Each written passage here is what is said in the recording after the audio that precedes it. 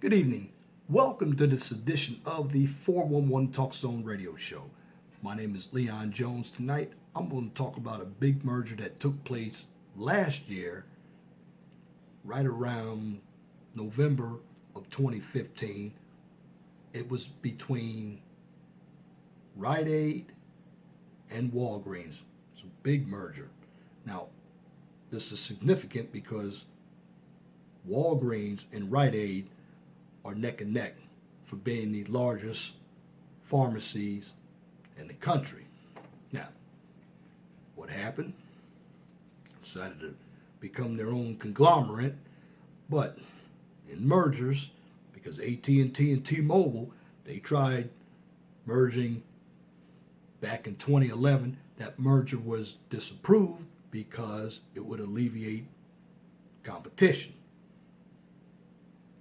Well, with Rite Aid and Walgreens, with $9.4 billion, what they decided to do to avoid all the antitrust laws was to sell 865 stores to Fred's Inc. Now, Fred's Inc. is a general store inside of a dollar store with a pharmacy. It's a different brand. Basically, all those stores are located in the southeast and southwest. We're talking about Alabama, some in Texas, Arkansas. They have about 650 stores. Now, what Fred's Inc. has to do, they're going to have to borrow money, use collateral, because they were losing money. Now, I looked at the type of store that Fred's is. It's headquartered out of Memphis, Tennessee. It should actually broaden their horizons as well, because they can also bring more people from this area and other areas into the pharmacy market. But with this brand, again, it has a dollar store, a general store. So you're basically getting a Dollar General, a Casey's, or Trader Joe's, and you're getting a Walgreens all in one. Now, what does it say for Walgreens and Rite Aid? With a merger this big, it's still going to alleviate competition, because Walgreens and Rite Aid bought out Eckerd's and some of the other stores. I just believe we have too many monopolies taking place. And what happens when you have a monopoly, you have one party just controlling the market. They set the prices. Now, from a business standpoint, I understand what's going on, because they want to sell drugs at a lower price. That means when drugs are produced, you can bring them into these pharmacies and they can sell them generically, because the cost of drugs has gone up along with the cost of health care. Now, should it be more competition? Absolutely. But the pharmaceutical market wants to find ways to make money as well. I remember the pharmaceuticals, they used to send drugs in the mail. They used to give you a 90-day supply. Now you go into CVS, go into Walgreens, you go into Rite Aid if you have a card, you can get discounts. Now, CVS is the next pharmacy that is, I'd say, in the top three. Nothing has happened to them yet. But this was a $9.4 billion merger. Now, I also believe that the merger took place because of the stockholders. And what individuals don't understand in the business world when it comes to acquisitions or mergers, that investors, a lot of people who have stocks invest in these companies. So the stockholders are the ones who basically own the company. Now, be that it may, a merger this big, my humble opinion, it kills competition. Now, I believe in what we call a monopolistic competition. That means no one conglomerate controls all of the prices. You have choices. Moving on. Because I'm talking about pharmacies, I want to add healthcare. What is going to happen to the healthcare bill when the next administration comes into power? That's up in the air. Because the previous healthcare bill, nobody read it. It's 2,700 pages. And I'm going to tell you, my premiums went up and other people's premiums have gone up. And this administration used the IRS to try to penalize hardworking folks with their tax refund for not having insurance. Now, and the Constitution doesn't require us to have insurance. I mean, I know what the intent is, but it's government intervention. You also, along with talking about pharmacies, we had net neutrality. With that being said, going back to the merger, this merger must be approved by the FTC, Federal Trade Commission.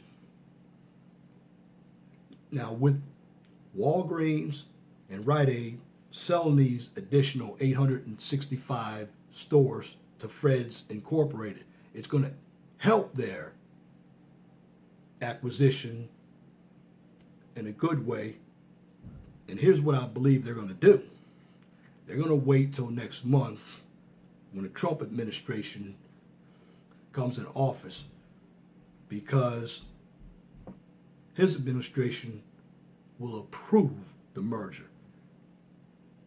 It would have been the same thing had Romney had become president when AT&T and T-Mobile merged. That being said, should we allow mergers like this to take place? Why do mergers take place? Well, from a business standpoint, companies want to expand their businesses into different markets. However, when you do that, there's cost, because some people are going to lose their jobs. You've taken two systems and you're putting them together. So that means there's going to be a learning curve. Point number two, you have a lot of greedy individuals out here who are going to benefit from this merger. In fact, there was another merger that took place, and I want to mention it in this video. Remember HFC, Household Finance? Well, I believe they were Springleaf or One Main. Now, One Main used to be owned by City Financial, and then they were bought. So here's what happened this past year. One Main and Springleaf, they also merged. They're under the name One Main, but what happened is you had companies that were 1 and 2 in the financial loan arena. They merged and they've become one.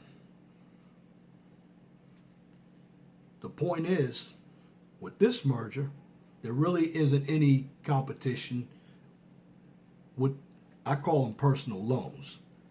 They're a step above payday loans. These loans, you actually lend to people with not so great credit, give them 18-month terms, you charge them high interest. And that's what they are. They're personal loans.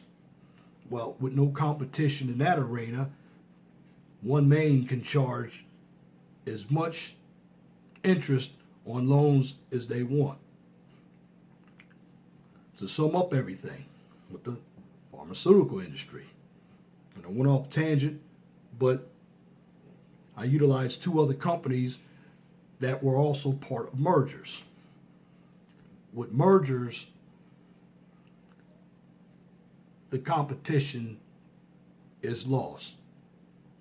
This is supposed to be a country of free market.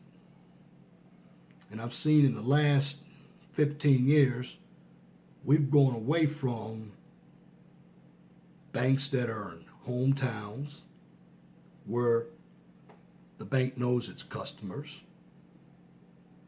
We've gone away from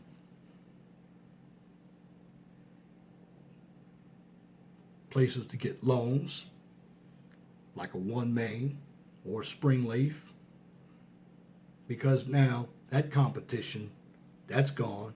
And now with this big merger of Walgreens and Rite Aid, and I used to get my prescriptions, my allergy pills at Rite Aid.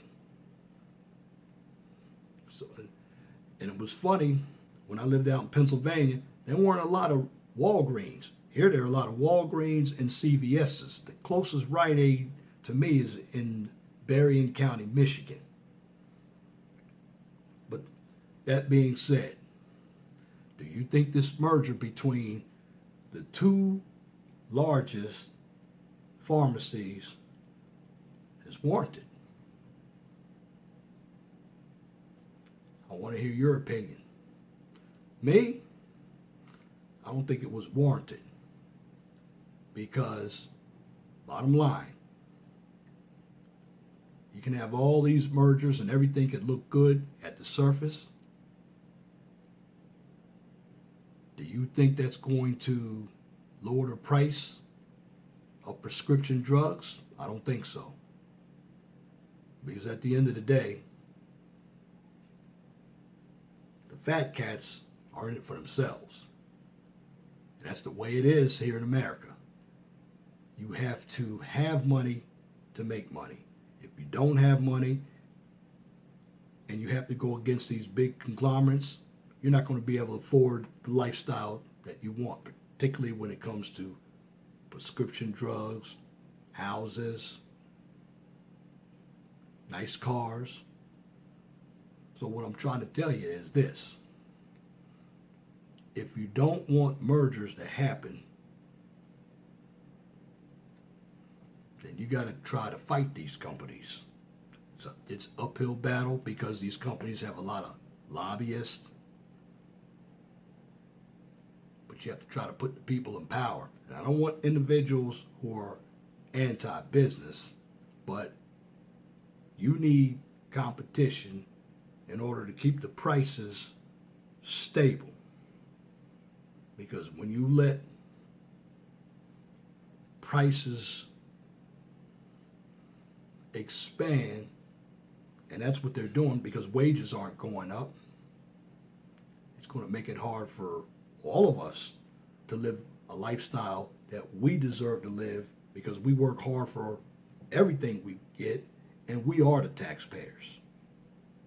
Believe it or not, 85% of us who are workers are paying taxes for the big companies and to the poor. So what I'm saying is, must understand business, strategies. Mergers are going to happen. There are going to be some that are good and some that are bad. Now, again, I don't believe that this merger is bad. I just don't like mergers because, again, I'm for what we call monopolistic competition. It stabilizes prices. When you have one company or even a duopoly that can set their own prices, you know what they're going to do? They're going to make it very difficult for all of us working people to afford what we need to survive. But leave your comment in the comment section about mergers. And that's my commentary for this edition of the 411 Talk Zone radio show for this evening, Wednesday, December 21st, 2016. It is the first day of winter. You can tune in to the 411 Talk Zone radio show every Wednesday from 6 p.m. to 8 p.m. We had a fantastic show tonight. We talked about Kwanzaa. Next week, we're going to talk about dating and narcissism. So if you want to be part of that conversation, you got to tune in. Just call a number. It's 215-383-5785. And if you missed the show is archived, and I will post it on my Facebook. So you'll be able to listen to all of my archive shows. Now, if you like my videos, please share and subscribe to the 411 Talk Zone Radio Show channel so I can continue to give you quality information for educational purposes from a professional and mature perspective. Now, on this channel, I do not engage in emotional or controversial topics, nor do I participate in drama or unnecessary bickering. So on my channel, please be respectful and positive, because my channel is geared toward learning. Knowledge is power. If you have a business or a topic that you would like for me to discuss on YouTube or Blog Talk Radio, email me at lej6521@gmail.com. Please feel free to comment. Now, I do like comments, but here's what you have to do. Make sure that your comments are pithy, no bloviating or pettifogging, if you wish to opine. And that's it for this video. Until next time, my name is Leon Jones. Remember, please be gentle and respectful to each other, and have a wonderful and blessed night. Good night.